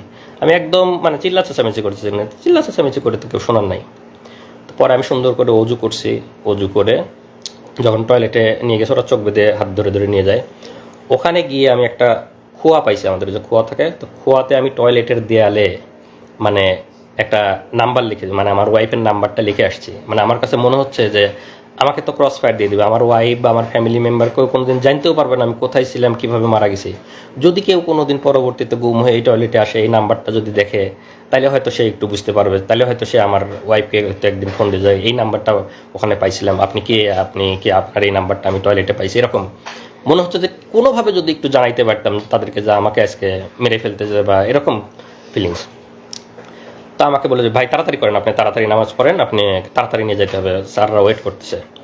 তা আমি অজু করে একদম ফজরের নামাজটা পড়লাম। আমার মানে সেই শেষ নামাজের যে কি ফিলিংস, এটা আমি মানে ভাষায় প্রকাশ করতে পারবো না। আমি একদম কনফার্ম আমাকে ক্রস ফায়ারে নিয়ে যাচ্ছে, এটা আমার জীবনের শেষ নামাজ। সেই নামাজের যে কি মানে ফিলিংস, সেটা আমার মানে এই মুহূর্তে বলার ভাষা নাই। নামাজ পড়ে আল্লাহর কাছে একদম অঝোরে কান্নাকাটি করে আল্লাহর কাছ থেকে জীবনের যত গুনাহ আছে সব মাপ চেয়ে একদম বিদায় নিয়ে যাচ্ছি, যে আল্লাহ তুমি আমার সব গুনাহ মাফ করে দিও, আমার বউ বাচ্চাকে দেখে রাখো। মানে একদম মৃত্যু পথযাত্রী মানুষের দোয়া যা হয়, আমি একদম দোয়া করে নামাজ পড়ে বের হলাম। আমাকে চোখ বেঁধে নিয়ে বের হলো। বের হওয়ার পরে আমি দেখলাম যে 3টা গাড়ি সাজানো, র্যাবের 3টা গাড়ি, সামনে মাঝখানে পিছনে। তো 3টা গাড়ি সবাই অস্ত্র সজ্জিত হয়ে ওখানে দাঁড়ায় আছে র্যাবেরিয়ে, কেউ হয়তো কাটার নিয়ে দাঁড়ায় আছে, কেউ হাতুড়, কেউ এরকম। তা আমার কাছে মনে হচ্ছে যে আমাকে ক্রস ফায়ার দিয়ে মারবে, যে কাটারগুলো দিয়ে হাত পা এগুলো কাটবে, মানে অঙ্গ প্রত্যঙ্গ বিচ্ছিন্ন করে ফেলবে, মানে বিভিন্ন রকমের অস্ত্র নিয়ে দাঁড়ায়, স্বাভাবিকভাবে ভীতিকর। আমাকে চোখটা এমনি বাইদে ওখানে একটু দেখার মানে চোখটা খোলা ছিল জন্য সবগুলো দেখছি। আমাকে চোখ বাইদে মাঝখানের গাড়িতে তুললো, ওরা সামনের গাড়ি পিছনের গাড়ি, মাঝখানের গাড়িতে আরও কিছু উঠলো, আমাকে নিয়ে গাড়ি নিয়ে টান দিল। এটা হলো হয়তো ভোর 5টা মতো বা 4:30 থেকে 5টা আনুমানিক আর কি। তো গাড়ি চলতেছে আমি একদম অঝোরে শুধু আল্লাহর কাছে হাত তুলে দোয়া করতেছি, মানে জীবনের শেষ মুহূর্তের যত মাপ চেয়ে নেওয়া, জীবনের শেষ মুহূর্তের যত দোয়া আল্লাহর কাছে করতেছে। আর পাশের যারা আছে তারা সান্ত্বনা দিচ্ছে, ভাই কান্না করেন না, আল্লাহ আল্লাহ আল্লাহ শিখ করি, তারা তখনও সান্ত্বনা দিচ্ছে। আর আমি অজোরে আল্লাহর কাছে শুধু দোয়া করে যাচ্ছে এরকম। আমি তো জানি যে আমাকে ক্রস ফায়ারে নিয়ে যাচ্ছে, শেষ মুহূর্তে যত আল্লাহর কাছে মাপ চেয়ে নেওয়া যায়। তো এইভাবে প্রায় 1 ঘন্টা মতো গাড়িটা চললো। চলার পরে কোথায় যেন থামলো। তো আমার যেহেতু চোখ বাঁধা, আমি তো বুঝতে পারতেছি না কোথায় থামলো। তো গাড়ি থামানোর পরে ওরা মনে হলো যে 10-15 মিনিট কোথায় যেন গেছে আশেপাশে, মানে আমার সাথে 2-1 জন রেখে বাকিরা কোথায় যেন গেলো 10-15 মিনিট।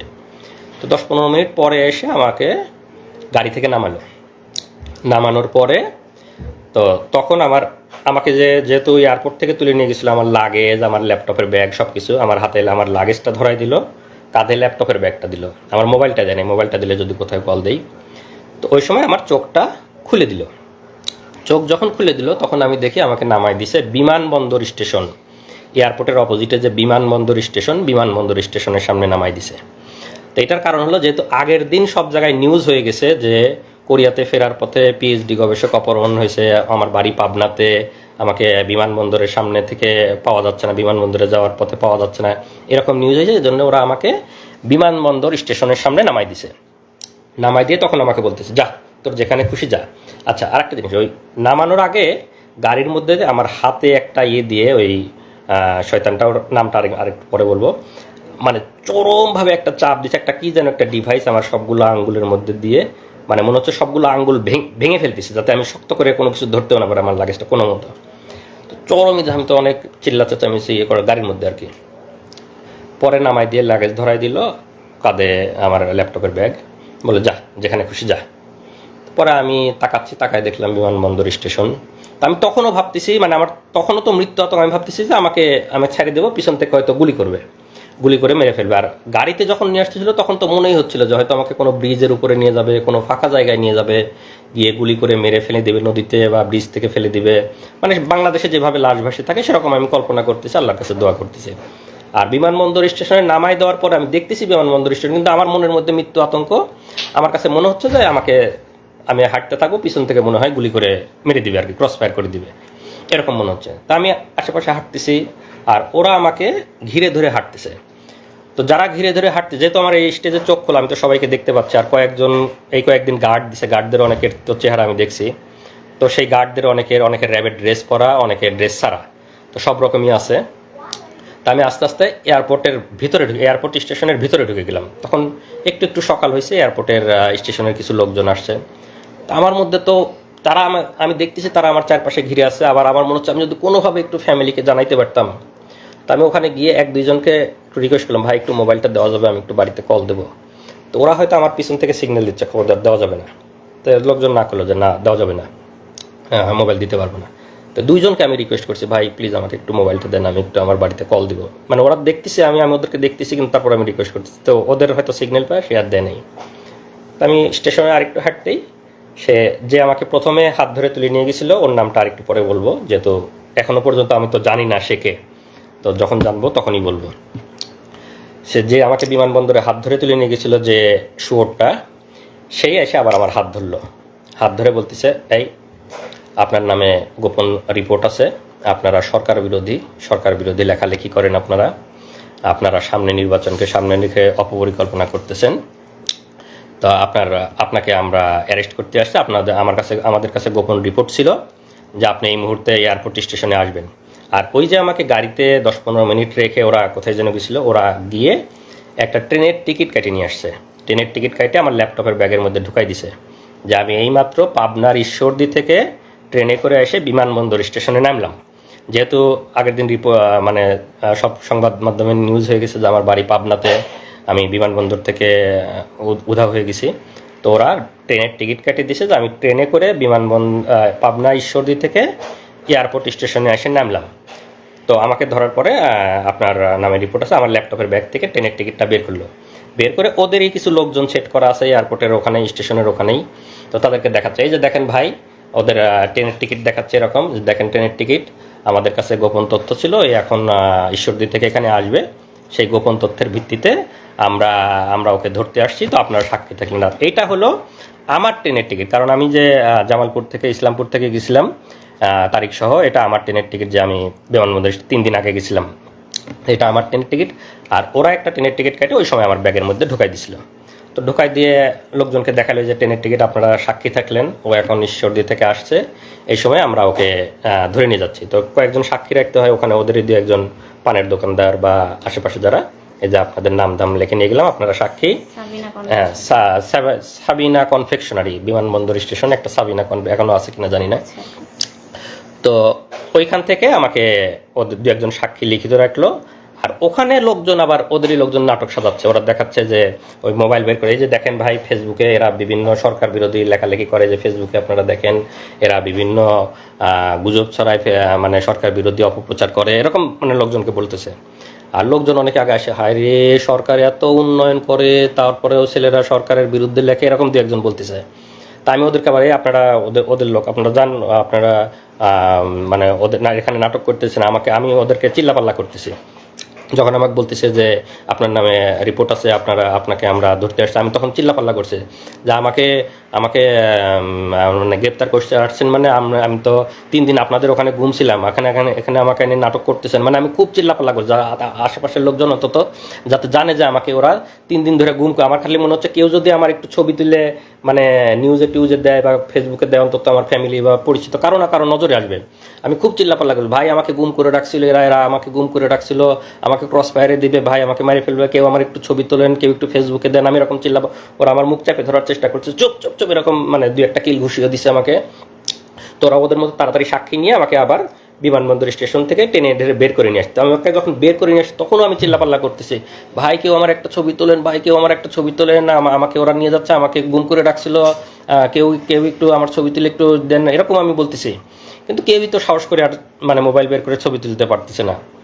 তো ওরা নিয়ে এসে বিমানবন্দরের সামনে যে ওদের আবার গাড়ি দাঁড় করায়, আমাকে একটু আগেই তো ওদের গাড়িতে করে নিয়ে আসছে, আবার গাড়িতে করে নিয়ে আবার চোখ বেঁধে ওদের যে ক্যাম্প সেখানেই নিয়ে গেল। তো এই পর্যায়ে নিয়ে গেল, তখন তো সকাল হয়ে গেছে।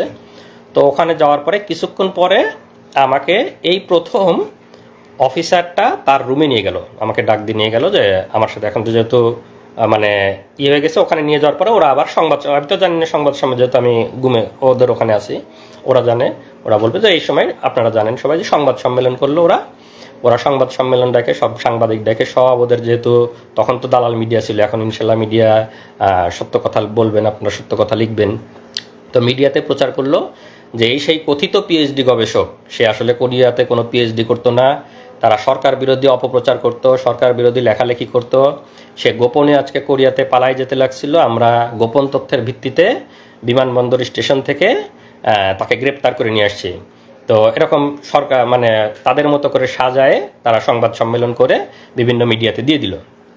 দিয়ে দেওয়ার পরে ওখানে আমি তো এগুলো জানি যেহেতু আমাকে ওখানে রাখছে, তারপরে আমাকে অফিসারটা তার রুমে ডাকলো চোখ খোলা অবস্থায়, এই প্রথম। তো তখন যখন আমাকে ডাকছে তখন আমি প্রথমবারের মতো তার মানে রুমে ঢোকার আগে তার নেম প্লেটটা একবার দেখে গেছি যে কে। পরে তো ভিতরে ঢুকে তার সাথে আমার নাম ধাম ইয়েটেগুলো, তোমার নামে এখন মামলা দেওয়া হবে, আমরা তোমার নামে ডিজিটাল নিরাপত্তার মামলা দিয়ে তোমাকে ইয়ে করে দিবে, এরকম বলতেছে আর কি। তো যেহেতু নেম প্লেটটা দেখে গেছে, এই সময় আমি বলতেছি যে এই শুয়োরটা হলো আমাকে গুম করা থেকে শুরু করে সব কিছু নিজে হাতে করছে, এবং আমরা বসিলা মোহাম্মদপুর ক্যাম্পে যে 5 জন ছিলাম 5 জনকে সে নিজে হাতে গুম করছে। এবং পরবর্তীতে আমি জেলে ছিলাম, জেলে থাকা অবস্থায় অনেকের সাথে কথা হয়েছে, তাদেরকেও সে গুম করছে। তা আমি তার ছবিটা আমার কমেন্টে দিয়ে দিব আপনাদের ইয়েতে, তার বিস্তারিত। তার নাম হলো মহিউদ্দিন ফারুকি। মহিউদ্দিন ফারুকি 2018 সালে র্যাব 2 বসিলা মোহাম্মদপুরে সে ছিল কোম্পানি কমান্ডার। পরবর্তীতে সে ওখান থেকে চলে যায় হলো পুলিশ সদর দপ্তরের সাপ্লাই শাখার এআইজি ছিল। এতটুকু পর্যন্ত তার ইনফরমেশন আমি জানি। এটা হলো মহিউদ্দিন ফারুকি, এটা হলো মহিউদ্দিন ফারুকির ছবি। আমরা জাস্ট ছবিটা আপনাদেরকে দেখাচ্ছি, আমি পরবর্তীতে আমার কমেন্টে দিয়ে দেবো বিস্তারিত। এইটা হলো সেই মহিউদ্দিন ফারুকি। এই শোর আমাকে গুম করছে, এবং আমার সাথে যারা 5 জন ছিল তাদেরকে নিজ হাতে গুম করছে। মহিউদ্দিন ফারুকি 2018 সালে র্যাব 2 এর কোম্পানি কমান্ডার, পরবর্তীতে পুলিশ সদর দপ্তরে সাপ্লাই শাখার এআইজি ছিল। আপনারা এর লিখে রাখবেন, এবং এর ব্যাপারে আপনারা অবশ্যই তো অ্যাকশন নেবেন যারা মানবাধিকার কর্মী এবং যারা আছেন আইন শৃঙ্খলা রক্ষাকারী বাহিনী। তো আমাকে ওই সময় একবার জিজ্ঞাসাবাদ যেহেতু করে, আমি ওর নেম প্লেটে দেখে গেছি। তো পরবর্তীতে ওখান থেকে আমাকে ওখানেই রেখে দেয়, এদিকে সংবাদ সম্মেলন ইয়ে করে আর কি। আর এর ব্যাপারে আরেকটু বলে রাখি, মহিউদ্দিন ফারুকি এরা তো হলো যে আমাদের নামে বিভিন্ন রকম অপবাদ দিয়ে আমাদেরকে মানে কালার করার বা আমাদেরকে অপমানিত করার চেষ্টা করেছে। এই মহিউদ্দিন ফারুকি আপনারা নাম দিয়ে সার্চ দেবেন, মহিউদ্দিন ফারুকি নাম দিলেই দেখবেন এর নামে বিভিন্ন রিপোর্ট আইছে। পুলিশ সদর দপ্তরের সাপ্লাই শাখার এআইজি থাকা অবস্থায় নারী কেলেঙ্কারিতে এক মহিলাকে সে অবিবাহিত মানে বিবাহ বহির্ভূত মহিলাকে নিয়ে এসে সে নিয়মিত তার সাথে শারীরিক সম্পর্ক করত তার অফিসেই, এবং সেই মহিলা এক পর্যায়ে প্রেগনেন্ট হওয়ার পরে সে মহিলাকে কোনোভাবে জোর করে ওষুধ খাওয়ায় অ্যাবর্শন করানোর পরে পরবর্তীতে আবার সে শারীরিক সম্পর্ক করতে থাকে, মহিলাটা আবার প্রেগনেন্ট হয়। পরবর্তীতে যখন সে আবার জোর করে অ্যাবর্শন করাতে যায়, তখন মহিলাটাও কোনোভাবে উনি হয়তো আমার এই লাইভ যদি কোনোভাবে শুনে থাকে, মহিলাটাও কোনোভাবে হয়তো কোনো পাওয়ারফুল কারো মানে পরিচিত, সে তখন সেটা মানে মামলা করে তার নামে এবং সংবাদ সম্মেলন ইয়ে করে। এই মানে শোরের নামে আপনারা সার্চ দিলেই পাবেন মহিউদ্দিন ফারুকি ভ্রূণ হত্যা মামলা, তার নামে 2টা না 3টা মামলা হয়েছে, এবং সে তখন সাময়িক বরখাস্ত র্যাব সদর দপ্তর মানে পুলিশ সদর দপ্তর সাপ্লাই শাখার এআইজি থাকা অবস্থায় তখন থেকেই সে সাময়িক বরখাস্ত। এগুলো হলো এদের চরিত্র। এরা হলো এরকম মানে বিবাহ বহির্ভূত এরকম মানে ব্যভিচার এগুলা নিয়ে থাকে, এবং তারা আমাদের নামে বিভিন্ন রকম অপবাদ দেওয়ার চেষ্টা করে, এবং তখন থেকেই মানে সাময়িক বরখাস্ত অবস্থায় আছে। এগুলো হলো এদের বাস্তব চরিত্র।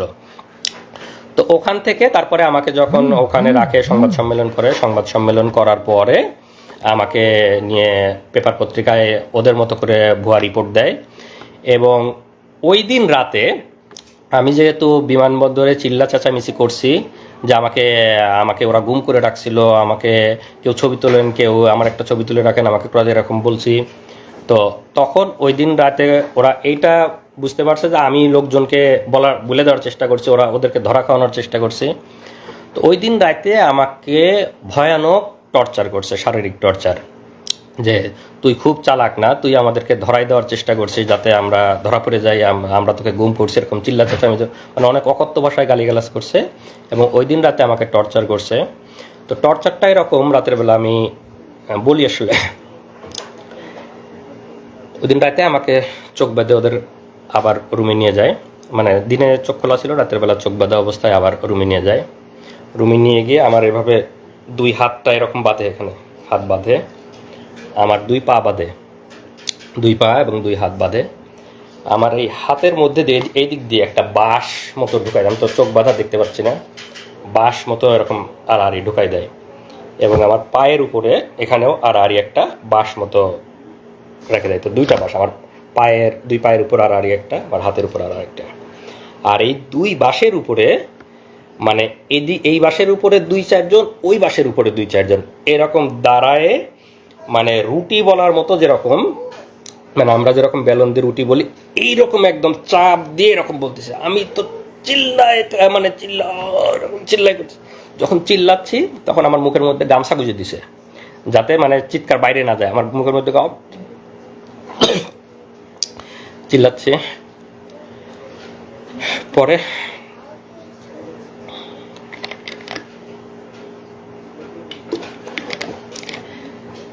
এভাবে প্রায় 15-20 মিনিট আমার উপর ভয়াবহ টর্চার চালায় ওরা।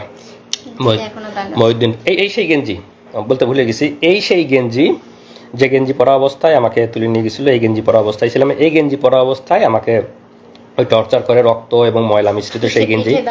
আমরা 5 বছর সেই গেঞ্জিটা যত্ন করে তুলে রাখছিলাম আজকের দিনের জন্য, যে আজকের এই দিনে আমরা এই গেঞ্জিটা পরে আপনাদের সামনে বলবো।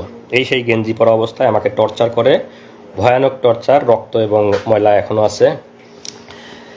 টর্চার করার পরে পরের দিন সকালে আমাকে থানায় পাঠাবে। আমার নামে এর আগে কোনো মামলা নাই, কোনো রিপোর্ট নাই, কোনো মামলা নাই। এখন তো আমাকে থানায় দিতে গেলে একটা মিথ্যা মামলা দিতে হবে। তখন পরের দিন সকালে ওরা একটা ভুয়া ডিজিটাল নিরাপত্তা, আপনারা জানেন যে ডিজিটাল নিরাপত্তা আইনের অবস্থা, আমরা সবাই এই আইনের যে মানে কালো দিক, সেদিকের মানে শিকার মানবাধিকার কর্মীরা, সাংবাদিকরা, আমরা যারা বাক স্বাধীনতায় বিশেষ করে আমরা সবাই শিকার। তা আমার নামে ভুয়া ডিজিটাল নিরাপত্তা আইনে একটা মামলা দেয়। মামলা দিয়ে সকালে আমাকে থানায় পাঠাবে। থানায় পাঠানোর আগে আমার তো এই ড্রেসটার অবস্থা খুবই খারাপ, রক্ত ময়লা সব কিছু ভর্তি। তো এইটা করে যখন আমি থানায় যাব, থানা থেকে যখন কোর্টে উঠবো, তখন তো সবাই দেখবে আমার অবস্থা। তখন ওরা করে কি, আমার যেহেতু লাগেজ ওদের কাছেই, আমাকে এয়ারপোর্ট থেকে তুলে নিয়ে গেছে, লাগেজ তো ওদের কাছেই, লাগেজে আমার জামা কাপড় আছে, লাগেজ থেকে অন্য একটা গেঞ্জি নিয়ে আসলো। অন্য একটা গেঞ্জি নিয়ে এসে আমাকে বললো যে এটা চেঞ্জ কর। এটা খুলে আমাকে ফ্রেশ যে একটা গেঞ্জি, সেই একটা গেঞ্জি পরতে দিল, এই গেঞ্জিটা পর। তো আমার মানে হাত পায়ের আমার ওঠার মতো অবস্থা নাই, কোনো মতে ওরাই পরাই দিল। আমি কোনো মতো করে পরে গেঞ্জিটা চেঞ্জ করে এই গেঞ্জিটা আমার লাগেজে, মানে ভাগ্যি সেই গেঞ্জিটা ওরা আমার লাগেজে দিয়ে রাখছিল, এটাই করে লাগেজেই ফেলে দিয়ে রাখছে। পরবর্তীতে তো আমি জেল থেকে বের হওয়ার পরে যখন লাগেজ নিয়েছি, তখন আসলে এই গেঞ্জিটা আবার পাইছি। তো আমাকে ফ্রেশ একটা গেঞ্জি পরায়ে আমাকে থানায় পাঠায় দেয়। থানায় পাঠায় দিয়ে সেখানে যেটা বললাম যে আমার নামে মিথ্যা ডিজিটাল নিরাপত্তা আইনে মিথ্যা মামলা দেয়। মামলা দেওয়ার পরে আমি তো থানায় এসে, এদিকে তো আমার পরিবার খোঁজাখুঁজি করতেছে, যে সংবাদ সম্মেলন ওরা জানছে, মানে দেখতে পাইছে যে আমাকে মানে গ্রেপ্তার দেখাইছে, কিন্তু এখনও ওদের সাথে আমার দেখা হয় নাই। আমি তো বুঝতে পারতেছি না যে আমাকে গ্রেপ্তার মানে পেপার পত্রিকায় মিডিয়া, কারণ আমি তো আমার জগতে। তো এই পর্যায়ে ওরাও খোঁজাখুঁজি করতেছে। তো এখন একটু সংক্ষেপে বলুক যে ওদের থানায় আসার পরের অভিজ্ঞতা। আমার কথা শেষ হয়েছিল যে আমার থেকে টাকা নিল, টাকা নেওয়ার পর তারা কনফার্ম করলো যে টাকা পেয়েছি, একটু পরে ছেড়ে দিব। তো আমরা ওয়েট করছি, আর কোনো খবর নাই।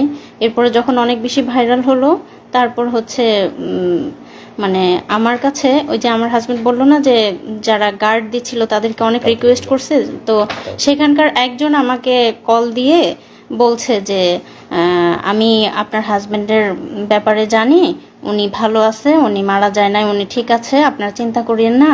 তো আপনারা যে এত একদম মানে ভাইরাল করে ফেলতেছেন, ম্যাসাকার করতেছেন, এই সেই করতেছেন, এগুলা কইরেন না, যত করবেন তত ক্ষতি হবে, এরকম করে আমাকে বলছে। তো তারপর আমি বললাম আমাকে তো কিডন্যাপের কথা বলে টাকা নিছে, তো এগুলা কারা তাহলে? পরে বলে তাই নাকি, টাকা নিছে, আপনারা টাকা দিছেন কেন? তারপরে আমি বললাম আমি তো জানি না, আমাকে বলছে কিডন্যাপ করছি, টাকা দেন, টাকা দিছি, কিন্তু তাকে আর ফিরিয়েও দেয় নাই এবং ফোন নাম্বারও বন্ধ। তখন সেই পুলিশ অফিসার বলছে না, কিডন্যাপ করা হয় নাই, সে ডিবির হেফাজতে আছে এবং তাকে সম্ভবত অ্যারেস্ট দেখানো হতে পারে 2-1 দিন পরে। আপনারা যারা লাইভটা দেখতেছেন একটু শেয়ার করেন, যাতে বাকি সবাই আসলে যে এই ফ্যাসিবাদ এবং গুম এরা যে কতটা ভয়াবহ, সবাই যেন জানতে পারে, হাসিনার ফ্যাসিবাদের শাসন এবং হাসিনার গুম নিয়ে সবাই যেন জানতে পারে। আপনারা সবাই লাইভটা একটু শেয়ার করে দিন, যাতে সবার কাছে এই ইনফরমেশনগুলো পৌঁছায় যায়। তো মানে ওই পুলিশটা আমাকে ফোন দিয়েছিল হলো দুপুর 11:30 থেকে 12টার এদিকে। তো আমাদের অবস্থাটা এমন ছিল, আমরা কাউকে বিশ্বাস করতে পারছি না তখন, কারণ কিডন্যাপের কথা বলে টাকা নিল, আবার পুলিশ ফোন করে আমাকে বলতেছে যে আপনারা এত ভাইরাল কেন করতেছেন। তো তখন আমাদের মনে হচ্ছে যে ওরা আমাদেরকে বাধা দেওয়ার জন্য হয়তো বা মিথ্যা কথা বলতেছে, আমাদের মনের ভেতরে সেই ধুকপুকুনি কমে নাই। তারপরে যাই হোক সারাদিন চলে গেল। বিকাল 3টা মানে 2:45 থেকে 3টা এর মধ্যে হচ্ছে আমার ভাসুর, আমার যারা যারা ঢাকায় ছিল, আমার ভাসুর আমাকে ফোন দিয়ে বলল যে সংবাদ সম্মেলন করে ওরা তো মনিকে অ্যারেস্ট দেখাইছে।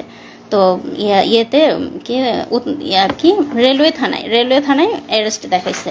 আর আমরা হচ্ছে তার জিডি করছিলাম হচ্ছে দক্ষিণ খান থানায়। তো রেলওয়ে থানায় অ্যারেস্ট দেখাইছে। আমার ভাসুরা সাথে সাথে সেখানে গেছে, যে তার সাথে দেখা করতে চাইছে, বলছে যে না এখন দেখা করা যাবে না এরকম। তো তখন আমার ভাসুর আমাকে বললো যে তুমি এখনই রওনা দাও, হয়তো তোমাকে দেখা করতে দিবে, তুমি সাফওয়ানকে নিয়ে এখনই চলে আসো। তখন আমি আমার ট্রেন ছিল আমার ইসলামপুরে জামালপুরে, তখন ট্রেন ছিল 3:30, আমি সেই ট্রেনে তখনই রওনা দিই আমার বাচ্চাটাকে নিয়ে। তো এর মধ্যে যে 3টা দিন গেছে, এই 3 দিনে আমি শুধু একটু পানি খেয়েছিলাম, এবং আমার বাচ্চাটা তখন কোথায় যাচ্ছে কি খাচ্ছে আমি কিছুই জানি না। তো সেই অবস্থায় আমি আমার ছোট বাচ্চাটাকে নিয়ে আমি আমার দুলাভাইয়ের সাথে করে ট্রেনে যাচ্ছি। তারপর আমরা মানে 8:30টার দিকে ঢাকায় পৌঁছলাম। পৌঁছেই হচ্ছে আমি আমার ভাসুরকে কল দিলাম যে কোথায় আসবো। তো পরে বললো যে থানায় আসার আগে থানায় আসো, আর হচ্ছে অফিসারের নাম্বার দিল যে আগে এনাকে ফোন করো যে দেখা করতে দিবে কিনা, এত দূর থেকে আসছো, যদি দেখা করতে না দেয় শুধু শুধু আসে কষ্ট করা লাগবে, আগে কল দিয়ে কথা বলে নাও। তো কল দিলাম, তখন ওনারা বললো যে না, রাত্রেবেলা আমরা কাউকে দেখা করতে দেই না, আমাদের অফিসাররা রাতে থাকে না, তো অনুমতি ছাড়া দেখা করা যাবে না, আপনারা কালকে সকালে আসবেন, সকালে তাকে কোর্টে নেওয়া হবে তখন আসবেন। তো আমি তো 3-4 দিনের এই ধকল, তার মধ্যে বাচ্চাটা নিয়ে আত্মীয়র বাসায় উঠেছি। আমার বাচ্চাটার অযত্নে ওর মানে পেটে গ্যাস হচ্ছে, মানে ওর প্যান্ট নষ্ট হচ্ছে, এরকম অবস্থা। তারপরে মানে যাই হোক আমার তখন ফিলিংসটা এমন ছিল যে আল্লাহ, পাওয়া তো গেছে, সে তো বেঁচে আছে, এটাই আলহামদুলিল্লাহ। হ্যাঁ, তখন এরকমই ছিল, আমার খালি মনে হচ্ছে কখন সকাল হবে, আমি কখন দেখতে যাব। তারপর সকালবেলা আসলাম। তো আসার পরে হচ্ছে 10:30টার দিকে আমি রেলওয়ে থানার সামনে সে আমার ছোট বাচ্চাকে নিয়ে, আমার ভাসুররা ছিল কোর্টে, মানে আমাদের কথা ছিল এমন যে যদি কোর্টে নিয়ে যায় যেন ওনারা দেখতে পায়, আবার থানায় থাকলে যেন আমি মানে যে কেউ একজন যেন দেখতে পারি, যে কেউ। তো ওনারা ওখানে ছিল, আর আমি আমার দুলাভাই সহ বাচ্চা সহ আমরা হচ্ছে রেলওয়ে থানার সামনে দাঁড়ায় আছি। আমরা হচ্ছে বারবার জিজ্ঞেস করতেছি, আমাকে তো কিছু বলতেছে না যে আছে কি না আসলে, বা এই সে কিছুই বলতেছে না। তো তখন আমার শ্বশুরবাড়ি যেহেতু পাবনা, আমার শাহজাদপুর পাবনার কাছাকাছি এক এলাকার একটা পুলিশ ছিল, উনি আমাকে বলল যে আপনারা অপেক্ষা করেন, আছে উনি এখানে, কিছুক্ষণ পর বের করা হবে। তো সকাল 10:30 থেকে 12:30 পর্যন্ত রোদের মধ্যে দাঁড়াই ছিলাম। আমাদেরকে থানায় ঢুকতে দেয় নাই, ওখানে কোনো বসার জায়গা ছিল না, এবং ওখানে যেহেতু স্টেশন, চাইলে আমরা যেয়ে বসতে পারতাম। আমাদের কাছে মনে হয়েছে যে 1 মিনিটও এখান থেকে নড়বো না, যদি এর মধ্যে নিয়ে যায়, আমরা কোথাও গেলাম তখন যদি নিয়ে যায়। আমার বাচ্চা তখন হচ্ছে মানে 2-2.5 বছর বয়স, মানে ওর খাওয়া ঘুম সব কিছু উল্টাপাল্টা হয়ে যাচ্ছে। তো যাই হোক তারপরে তাকে 12:30টার দিকে হচ্ছে বের করলো। যখন বের করলো দেখি যে তার 2 হাত বাঁধা, এবং মানে এই যে আপনারা দেখছেন আসিফ মাহতাব স্যারকে যেভাবে বেঁধে বের করছে কোর্টে, সেভাবে তাকে বেঁধে বের করছে। আমি দৌড়ে চলে গেছি, দৌড়ে গিয়ে তাকে জড়ায় ধরে খালি আলহামদুলিল্লাহ বলছে, আর বলছি যে তুমি একটুও চিন্তা করো না, সব ঠিক হয়ে যাবে। হ্যাঁ, আমি কাঁদি নাই, আমি তাকে সাহস দিছি, আমি বলছি যে সব ঠিক হয়ে যাবে ইনশাল্লাহ, তুমি একটুও চিন্তা করো না। ও আমাদেরকে দেখে অবাক হয়ে গেছে যে আমরা কিভাবে জানলাম, কিভাবে এখানে আসলাম। তো আমার মানে আমরা ওখানে যাওয়ার সাথে আমার তো ধারণাই নাই যে ওরা মিডিয়ার মাধ্যমে জানছে, মানে থানার সংবাদ পাইছে, থানাতে চলে, কারণ আমি তো থানার মধ্যে, মানে আমি কিছুই বুঝতে, মানে আমি ওদেরকে দেখে অবাক হয়ে গেছি যে মানে ওরা এখানে চলে আসছে। আমি আমার ছেলেকে নিয়ে আমি যখন গেলাম দৌড়ায়, ওরা আমাদের কুকুরের মতো দূর দূর করে মানে ইয়ে করে দিচ্ছে, তাড়া দিচ্ছে, এই চলে যান চলে যান, খবরদার কাছে আসবেন না, কাছে আসলে কিন্তু আসামিকে টর্চার করবো, খবরদার কাছে আসবেন না। তো ও আমার বাবুকে জাস্ট একটা চুমা দিতে আসছিল, মানে ঠোঁটটা কাছে নিয়ে আসছে আমার বাবুর গালের কাছে, ওরা দিতে দেয় নাই। ওরা ওকে দড়ি ধরে টান দিয়ে হেঁচকে টান দিয়ে নিয়ে গেছে। এই দৃশ্য আমি কোনোদিনও ভুলবো না। তারপর যাই হোক, ওনাকে একটা সিএনজিতে উঠালো, পাশে তো 3-4 জন পুলিশ ছিল, তো সাথে সাথে আমরা আরেকটা সিএনজি ভাড়া করলাম। ভাড়া করার পরে আমাদেরই হলো যে আমরা ওদেরকে পুরো ফলো করব, ওরা যেদিক দিয়ে যাচ্ছে আমরা ওইভাবে। তো যে ফলো করতেছি, আমাদের সিএনজি ওদের সিএনজি পাশাপাশি ছিল এবং একটা জ্যাম লেগে যায়। জ্যাম লেগে যাওয়ার ফলে তাদের সিএনজি আর আমাদের সিএনজি একদম পাশাপাশি, মানে আমি বারবার আমার এখান থেকে দেখতেছি ও একটু করে তাকাচ্ছে। তো আমি সাফওয়ানকে বলছি, দেখো ওই যে তোমার বাবা, ডাকো বাবাকে ডাকো। সাফওয়ান ডাকতেছে, বাবা বাবা এমন করে ডাকতেছে। পুলিশ কতটা হিংস্র, কতটা খারাপ, সে সিএনজি থেকে বের হয়ে এসে, আমাদের সিএনজিওয়ালা একটু বয়স্ক ছিল, আমাদের সিএনজিওয়ালাকে লাথি মেরে বলতেছে যা তাড়াতাড়ি এখান থেকে, মানে আমাদের সিএনজি ওখানে দাঁড়াতে দিচ্ছে না। সে বয়স্ক মানুষটার সাথে খারাপ, জাস্ট আমার ছেলে একটু বাবা বলে ডাকছে, এটাই ওদের সহ্য হচ্ছে না। ঠিক আছে, তখন ওরা লাথি মেরে আমাদের সিএনজিওয়ালাকে বলতেছে যা তাড়াতাড়ি, মানে যেন দেখাই না হয় এরকম পরে। যাই হোক, ওনাকে নিয়ে গেল। নিয়ে যাওয়ার পরে কোর্টে, মানে যখন ওনাকে সিএনজি থেকে নামিয়ে গারদে নিচ্ছে, আমার ভাসুররা তখন প্রথম 3-4 দিন পরে তাদের ভাইকে দেখতে পেল।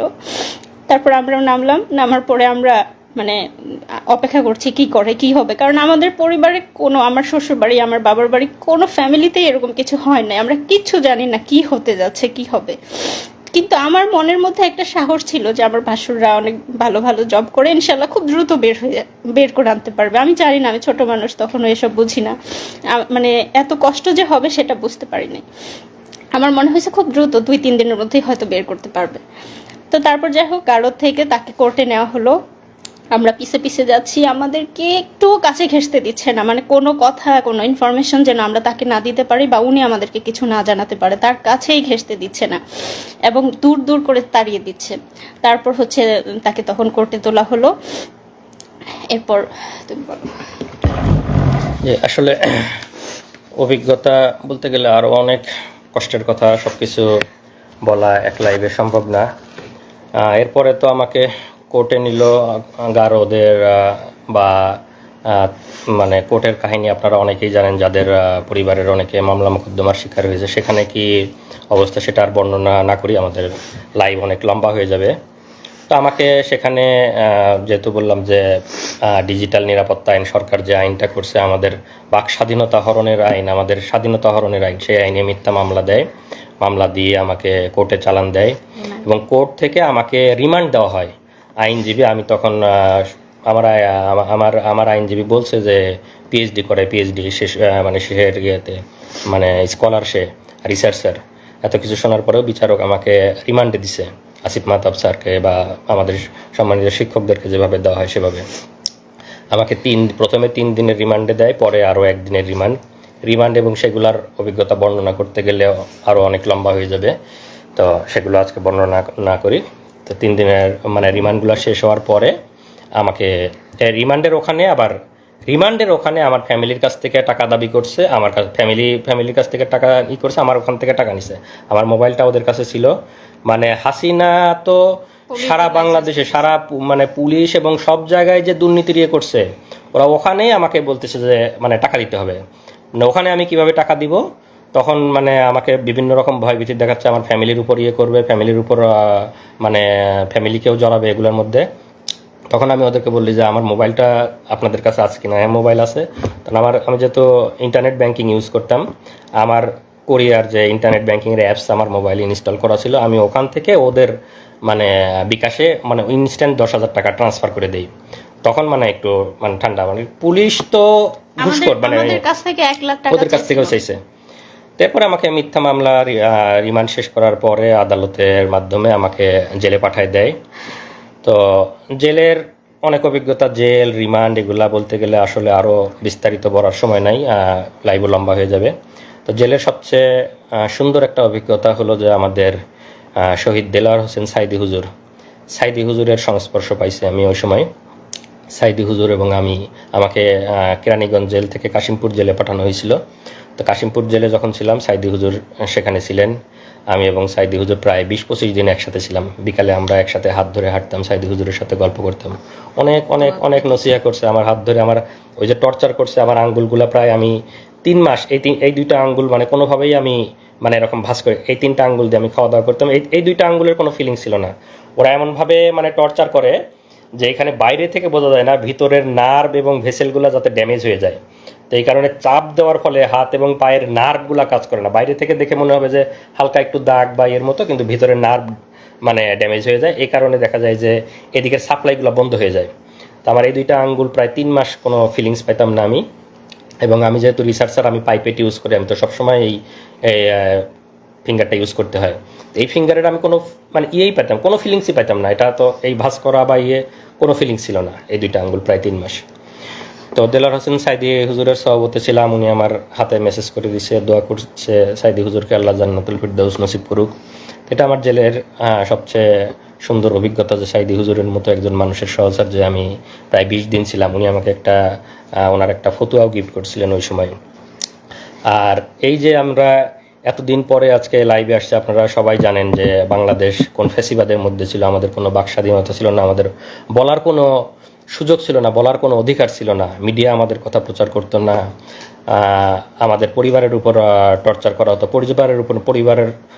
আমি কোরিয়াতে চলে আসছি, আবার আল্লাহ আমাকে জেল থেকে অনেক কঠিন পথ পাড়ি দিয়ে আসতে হয়েছে, সেগুলা অন্য কোনো একদিন বলবো। তারপরেও আমার এখানে পিএইচডি ডিগ্রি হয়েছে, আল্লাহ আমাকে ভালো চাকরি মিলাইছে, অনেক ভালো আছি। কিন্তু তারপরেও তো মানে দেশের প্রতি টান আছেই। আর এতদিন যে আমরা বলতে পারি নাই, কিন্তু এর মাঝে তো আমরা চুপ ছিলাম না। আমরা যারা বলতে চাই তারা তো আমরা বিভিন্নভাবে বলার চেষ্টা করি। আমি আল জাজিরাতে, বিবিসিতে, আমাদের শ্রদ্ধেয় সামি ভাই, তাসনিম খলিল ভাই, ওনাদের সাথে কথা বলছি, ওনাদের কাছে বলছি, বিবিসিতে বলছি, আল জাজিরাতে বলছি, সব জায়গায় হাসিনার ফ্যাসিবাদ, হাসিনার গুম, এগুলো আমরা অলরেডি ইন্টারন্যাশনাল মিডিয়াতে দিয়ে রাখছিলাম। এবং আজকের যে এই যে সরকারের পতন, এগুলো আসলে তো সব কিছুরই সম্মিলিত একটাই মানে বাহিরে থেকে মানে র্যাবের যে স্যাংশন বা র্যাবের এগুলো সব কিছুই আসলে সম্মিলিত মানে রিপোর্ট বা এগুলোর মাধ্যমে হয়েছে। এবং আমি যেহেতু পিএইচডি রিসার্চার ছিলাম, আমি তো স্বাভাবিকভাবেই মোটামুটি তাদের সাথে ইংরেজিতে কথা বলতে পারবো। তো আমি তাদেরকে সব কিছু বিস্তারিত বলছি, বিবিসি, আল জাজিরা এবং মানবাধিকার সংগঠনগুলোকে। তো আসলে শেষ কথা এটাই যে আমরা যারা প্রবাসে আছি সবাই দেশকে ভালোবাসে, স্বাভাবিকভাবে আমিও ভালোবাসি, দেশকে অনেক ভালোবাসি। দেশকে ভালোবাসি জন্যই পিএইচডি শেষ করে ইচ্ছা ছিল দেশে ফিরে যাব, দেশে থাকব, দেশের জন্য কাজ করব। সেই আশা আকাঙ্ক্ষা নিয়েই গেছি এবং নিজের যোগ্যতা বলে ইচ্ছা ছিল ইউনিভার্সিটিতে জয়েন করব, ইউনিভার্সিটিতে জয়েন করার চেষ্টা করেছি। কিন্তু আমাদের যেহেতু মেধাকে মূল্যায়ন করা হয় না, স্বাভাবিকভাবেই আমাকেও মূল্যায়ন করা হয় নাই। আমাকে দেশের জন্য কাজ করতে গিয়ে আমাকে আসামি হয়ে দেশ থেকে ফিরে আসতে হয়েছে। তো আমরা সেই কষ্ট নিয়েই এখনও আছি। শত কষ্টের পরেও আমরা আজকে আলহামদুলিল্লাহ বলি যে আমাদের শত জুলুম নির্যাতনের পরে আল্লাহ আমাদেরকে মুক্তি দিয়েছে, ফ্যাসিবাদ থেকে মুক্তি দিয়েছে, জালিমের শাসন থেকে মুক্তি দিয়েছে। এবং আজকে আমান, আজমি, আরমান ভাইরা ফিরে আসছে আয়নাঘর থেকে, এটা দেখে আমরা কান্না করতেছি। আমি, আমার স্ত্রী, আমরা কান্না করতেছি যে আমরা 3 দিন গুমে আমাদের কি অবস্থা ছিল, মনের অবস্থা। এই ভাইরা 8-10 বছর ধরে গুম, তাদের মনের অবস্থা কি? আপনারা হয়তো তাদের কথাও শুনবেন, তারা আস্তে আস্তে হয়তো আসবে। তাদের মানসিক অবস্থার কি অবস্থা আমি জানি না।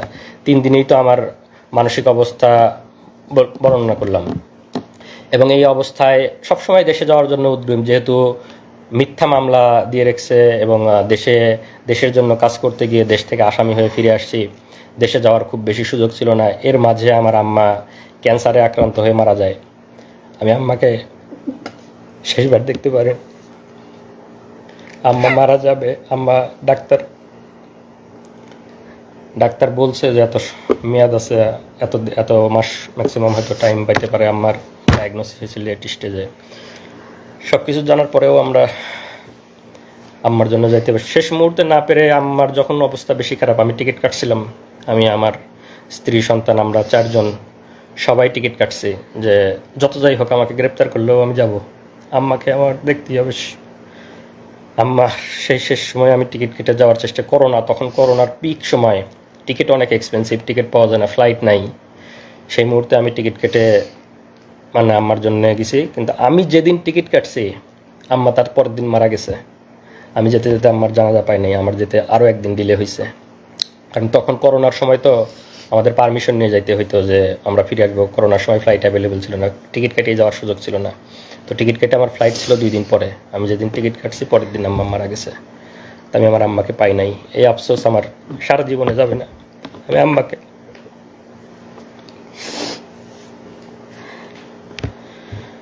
আপনারা আমাদের জন্য দোয়া করবেন। যারা যারা হাসিনার জালিম হাসিনার ফ্যাসিবাদের কবলে আছেন সবার জন্য আমাদের দোয়া থাকবে, এবং যারা যারা আজকে আয়নাঘর থেকে ফিরে আসতেছেন তাদের জন্য দোয়া থাকবে। এবং আমরা আবার ফিরে আসতে চাই, শত নির্যাতনের পরেও আমরা চাই আমরা দেশে ফিরে আসব, দেশের জন্য কাজ করব। নতুন দেশ গঠনে আমরা সবাই একসাথে ঐক্যবদ্ধভাবে কাজ করব, এবং আমাদের নতুন বাংলাদেশ হবে সুজলা সুফলা, এবং যেখানে কোনো দুর্নীতি থাকবে না, যেখানে কোনো ফ্যাসিবাদ থাকবে না। এই ডিজিটাল নিরাপত্তা আইন, এই বাক স্বাধীনতা হরণের আইন উঠিয়ে দেওয়া হবে। এবং আমি আশা করি যারা মানবাধিকার সংস্থায় আছেন, যারা নতুন সরকার গঠন করবেন, তারা এই ফ্যাসিবাদী এবং বাক স্বাধীনতা হরণকারী এই ডিজিটাল নিরাপত্তা আইন আপনারা উঠিয়ে দিবেন। যারা যারা আমরা নির্যাতনের শিকার তাদেরকে এই জুলুম থেকে আপনারা মুক্তি দেবেন। এবং আমি পরিশেষে যে ছাত্র আন্দোলনের মাধ্যমে এই ফ্যাসিবাদ, এই জুলুম থেকে আমরা মুক্তি পেয়েছি আল্লাহর অশেষ মেহেরবানিতে, তাদেরকে আমি ধন্যবাদ দিতে চাই। তাদেরকে ধন্যবাদ দিয়ে আমি ধন্যবাদ দেওয়ার কোনো ভাষা আমার জানা নেই। তাদের এই আন্দোলনের ফলে এবং যারা শহীদ হয়েছেন তাদের আত্মার মাগফিরাত কামনা করি। পরিশেষে আমি বলবো যে আমরা সবাই মিলে ইনশাল্লাহ একটা নতুন বাংলাদেশ গড়ব, যেখানে থাকবে না কোনো ভেদাভেদ, কোনো মারামারি, কোনো এরকম কোনো, যাতে আর কাউকে এভাবে লাইভে এসে তার এই কঠিন পরিস্থিতির বর্ণনা না করতে হয়। সবাইকে ধন্যবাদ। আসসালামু আলাইকুম ওয়া রাহমাতুল্লাহ।